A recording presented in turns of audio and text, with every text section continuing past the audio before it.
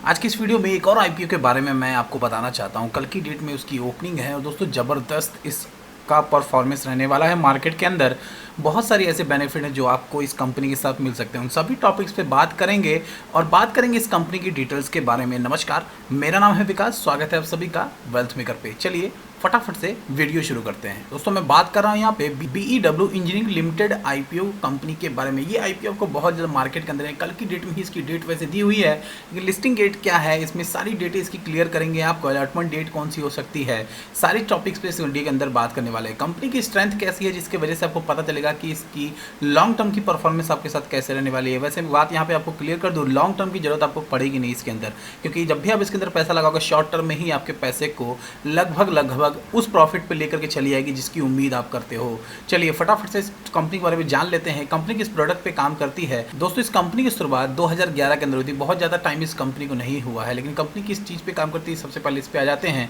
BEW engineering is engage in the design of manufacturing filters dryer for the chemical industry. BEW engineering रसायन उद्योग के लिए filter और dryer बनाती है। ड्रायर किसे कहते हैं समझते हैं इस बात को। देखिए रसायन के जो भी प्रोडक्ट कोई भी कंपनी बनाती है, ये खुद बनाती है, तो उसके लिए एक ड्रायर का इस्तेमाल किया जाता है जिसे वो पाउडर में तब्दील करते हैं सुखाने के लिए, जस्ट लाइक यस।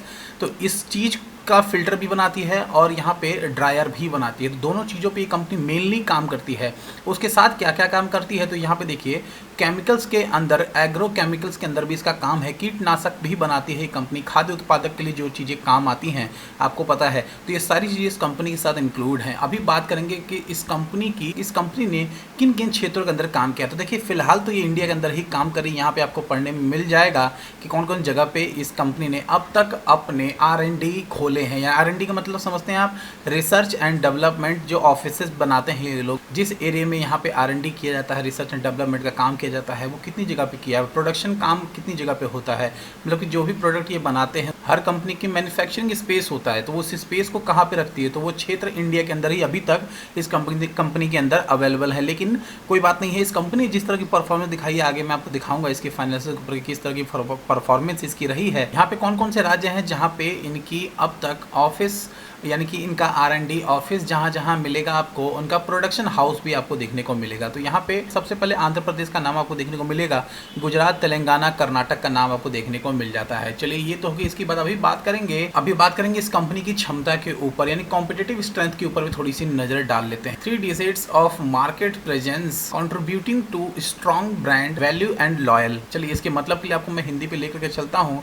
मजबूत ब्रांड वैल्यू है इनकी और ग्राहक के प्रति सबसे ज़्यादा अग्रसर रहते हैं। यहाँ पे बाजार की स्थिति की अगर बात करते हैं तो सबसे ज़्यादा योगदान अपने कस्टमर की तरफ इनका रहता है, परफॉर्मेंस जैसे कि मैंने आपको बताई है। और चलिए आ जाते हैं यहाँ पे सेकंड नंबर पे क्या है। तो सेकंड नंबर पे आपको देखने को मिल जाएगा cost effective high quality equipment manufacturing with certificate from ASMU UNR stamp. प्रमाणीकरण के साथ ये देखिए यहाँ से एक सर्टिफिकेट मिलता है अपने काम को लेकर के, यानी कि जो भी रसायन की प्रोडक्ट आप तैयार करते हो या फिर आप उसके कोई फिल्टर या फिर उससे जुड़ी कोई भी चीज़ अगर तैयार करते हो, तो यहाँ से उसकी गुणवत्ता के लिए, उसकी परफॉर्मेंस के लिए आपको एक रिपोर्ट कार्ड मिलता है। वैसा ही जैसा कि आपको एग्जाम के बाद एक रिपोर्ट कार्ड मिलता है, वैसा ही रिपोर्ट कार्ड यहाँ भी मिलता है। तो उसी तरह के रिपोर्ट कार्ड की यहाँ पे बात की गई है।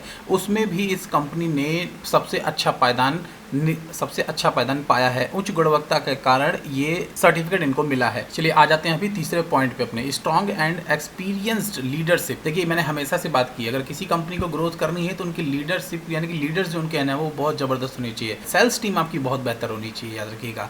एक्सपीरियंस टीम होनी चाहिए, मैनेजमेंट टीम आपकी एक्सपीरियंस्ड होनी चाहिए। तो कंपनी की ग्रोथ से आपको कोई रोक नहीं सकता। चलिए अभी यहाँ पे बात करेंगे कि कुशल बिक्री सहायता दल देश भर में प्रमुख ग्राहकों की पूर्ति करते हैं। यानी मैं आपको पहले ही बताया है कि अपने कस्टमर को सबसे ज़्यादा प्रायोरिटी देते हैं, सबसे ज़्यादा ध्यान उस चीज़ पे दिया जाता है। अभी बात करेंगे कंपनी के प्रमोटर्स के ऊपर कि कंपनी के प्रमोटर्स का नाम यहाँ पे क्या निकल के आता है। सबसे पहला जो नाम यहाँ पे निकल के आता है वो प्रकाश बेलचंद्र का नाम निकल के आता है। दूसरा नाम जो यहाँ पे निकल के आता है वो रोहन प्रकाश लड़े का नाम निकल के आता है।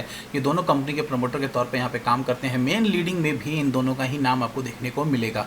चलिए अभी फटाफट से बात करेंगे कंपनी की फाइनेंसिस के ऊपर। चलिए फटाफट से बात करते हैं कंपनी के फाइनेंसिस के ऊपर। तो देखिए 2019 के अकॉर्डिंग अगर बात करते हैं 31 मार्च फाइनेंशियल ईयर के अकॉर्डिंग, तो यहाँ पे टोटल एसेट्स तो 5089 के आसपास आपको देखने को मिलेंगे। टोटल रेवेन्यू यहाँ पे 6384 और प्रॉफिट आफ्टर टैक्स की बात करते हैं तो 70.57 का यहाँ पे देखिए इन लैक्स में दिया हुआ था, उसी के अंदर आपको ये समझना है। 2020 की अगर बात करते हैं 31 मार्च फाइनेंशियल ईयर की, तो टोटल एसेट्स जो है वो 6032.61 का देखने को मिलेगा। टोटल रेवेन्यू यहाँ पे 6771 का देखने को मिलेगा। प्रॉफिट आफ्टर टैक्स की बात करते हैं 65.88 का देखने को मिलेगा। थोड़ी सी गिरावट आपको 20 के अंदर देखने को मिली है, जो कि हर एक कंपनी के ऊपर इसका इफेक्ट आया था। उसके बावजूद काफ़ी अच्छा कमबैक यहाँ पे किया है इस कंपनी ने।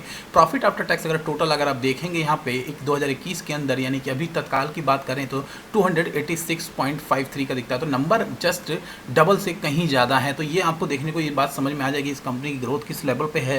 यानी कि अगर नेचुरल कोई भी प्रॉब्लम ना आए, अगर कोई भी गवर्नमेंट की तरफ से रोकथाम ना आए, तो इस कंपनी के अंदर ग्रोथ बहुत अच्छी है। मैनेजमेंट टीम आपको दिखाई है मैंने कितनी एक्सपीरियंस टीम है, कस्टमर का ध्यान रखती है तो कस्टमर तो बने रहेंगे, सीधी सी बात है।